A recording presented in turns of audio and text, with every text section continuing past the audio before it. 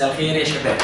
صوتنا واطي اهو المره دي، وكالعاده بنتكلم مع استاذ خصوصي عن الايديومز. ده خامس فيديو لينا في السلسله بتاعتنا، وقلنا قبل كده الايديومز هي المصطلحات او الجمل اللي ما بتترجمش بنفس معناها، الجمل اللي بتساوي الاستعارات المكنيه اللي هي تشبيهات يعني. النهارده معانا مصطلح غريب شويه، هو اسمه green with envy. green with envy، طبعا green كلنا عارفينها اللي هو اللون الاخضر، with مع envy الحسد. green with envy حاجه غريبه شويه. يعني ايه green with envy؟ green with envy يعني الشخص ده حسود جدا، يعني هو مخضر من الحسد. طبعا الناس هتقول ايه علاقه برضو الخضار بالحسد؟ ايه ده؟ يعني ايه الرابط؟ طيب ما تستغربش قوي، لانك برضو بتقول كده على اي حد تحس ان هو مش كويس، تقول عليه الواد ده اصفر من جوه. هما بقى بيقولوا yeah you are green with envy.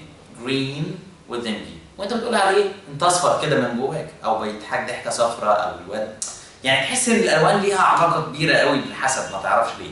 برضو نفس المصطلح، برضو ثقافه يعني قريبه جدا جدا. واو.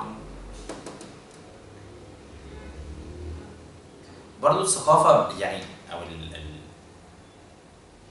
برضو التشابه ده يخليك تسأل إزاي قوي.